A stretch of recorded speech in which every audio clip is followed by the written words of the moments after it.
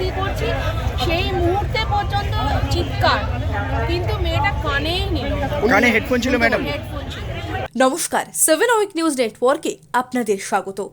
কানে ইয়ারফোন লাগিয়ে rail line পার হতে যাওয়াই হলো কাল। ট্রেনের ধাক্কায় মৃত্যু হলো এক যুবতীর। মর্মান্তিক দুর্ঘটনার সাক্ষী থাকলো খড়দহ।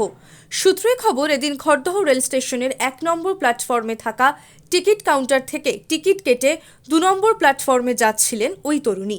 জানা গিয়েছে, খড়দহ থেকে আগরপাড়ায় যাচ্ছিলেন তিনি। আর তখনই 1 নম্বর লাইন ধরে একটি ট্রেন আসছিল। প্ল্যাটফর্মে উপস্থিত যাত্রীরা চিৎকার করে ওই যুবতীকে সতর্ক করার চেষ্টা করলেও হয়নি শেষ রক্ষা। ট্রেনের ধাক্কায় প্রাণ হারান তিনি। ঠিক কী ঘটেছিল শুনুন এক প্রত্যক্ষদর্শীর কাছ থেকেই। ঘটনাটা হচ্ছে, মেয়েটা খুব ব্যস্তর মধ্যে ছিল, সকালে অফিস যারা যায় খুব তাড়াহুড়ো ব্যস্তর মধ্যে থাকে।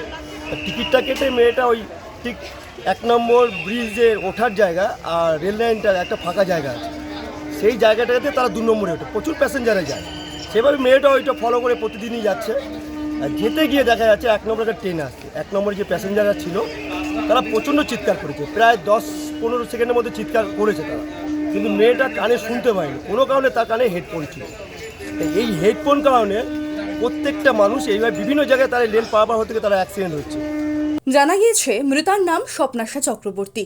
তার বাড়ি খড়দহ থানা এলাকার সোদপুর গভর্নমেন্ট কলোনির মিডল রোড এলাকায়। মর্মান্তিক এই মৃত্যুর ঘটনায় একদিকে যেমন নিহত তরুণীর অসাবধানতার খবর মিলছে, তেমনি রেল কর্তৃপক্ষের দিকেও উঠেছে এক অভিযোগের আঙুল। কিন্তু কেন? হকার্স ইউনিয়নের এক সদস্যের দাবি, তাদের ইউনিয়নের আন্দোলনের জেরে 4 নম্বর প্ল্যাটফর্মের টিকিট কাউন্টার খোলা হয়, তবে বেশ কিছুদিন আগে তা বন্ধ হয়ে যায়। ঘটনাচক্রে ওই যুবতী 1 নম্বর প্ল্যাটফর্মে আসেন টিকিট কাটতেই, আর টিকিট কেটে 2 নম্বর প্ল্যাটফর্মে যাওয়ার সময় ট্রেনের ধাক্কায় মৃত্যু হয় তার। তাই 4 নম্বর প্ল্যাটফর্মের টিকিট কাউন্টারটি খোলা থাকলে এদিনের মর্মান্তিক দুর্ঘটনা হয়তো ঘটতো না, এমনটাই মন্তব্য স্থানীয় হকার্স ইউনিয়নের সভাপতি বিশ্বজিৎ দাসের।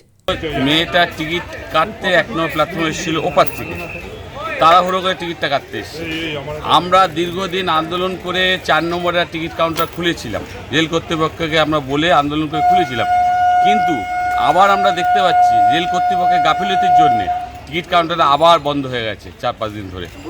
আমরা আপনার ইলেকট্রনিক্স মিডিয়ার মাধ্যমে রেল কর্তৃপক্ষকে অনুরোধ করব যাতে 4 নম্বরের দিকে যে টিকিট কাউন্টারটা আছে সে টিকিট কাউন্টার যদি ইমিডিয়েটলি খুলে দেয়, আর না খুলে দিলে আমরা কিন্তু হকার্স ইউনিয়নের পক্ষ থেকে আমরা একটা বৃহত্তর আন্দোলনের দিকে আমরা কিন্তু যাব। মানে টিকিট কাউন্টার যদি ওদিকে থাকতো হয়তো এই মৃত্যুটা এই হয়তো টিকিট কাউন্টারটা যদি ওদিকে থাকতো, মেয়েটা তো তাড়াহুড়ো করে দৌড়ে এসে টিকিট কেটে ট্রেনে ওঠা, ওখান থেকে টিকিটটা কেটে ট্রেনে উঠতে পারতো। সেই কারণেই আমার মনে হয় আর ব্যস্ত সময় এহেন দুর্ঘটনার জেরে সাময়িকভাবে খড়দহ স্টেশনে ব্যাহত হয় ট্রেন চলাচল, তবে পরবর্তীতে স্বাভাবিক হয় পরিস্থিতি। যদি টিকিট কাউন্টার খোলা থাকতো তবে হয়তো এড়ানো যেত দুর্ঘটনা। তবে কথাতেই তো আছে, যদির কথা নদীতে, আর সেই সঙ্গে প্রবাদ বলছে সাবধানের মার নেই। তবে লাইন পারাপারের সময় রেল যাত্রীদের মধ্যে যে এখনও রয়েছে সাবধানতার অভাব, তা এদিনের ঘটনার পর আবারও স্পষ্ট। তাই রেল লাইন পারাপারের সময় সাধারণ মানুষকে সচেতন হওয়ার অনুরোধ জানালেন রেলকর্মী থেকে এদিনের ঘটনার প্রত্যক্ষদর্শী সকলেই। খড়দহ থেকে রাজা দে, 7 উইক নিউজ নেটওয়ার্ক। আরও বিভিন্ন খবরের আপডেট জানতে হলে 7 উইক নিউজ চ্যানেলটিকে সাবস্ক্রাইব করতে ভুলবেন না, কারণ আপনাদের একটা সাবস্ক্রিপশন আমাদের জন্য অত্যন্ত মূল্যবান। এবং সেই সঙ্গে আমাদের হোয়াটসঅ্যাপ চ্যানেলটি ফলো করে অবশ্যই সঙ্গে থাকবেন। জয় হিন্দ।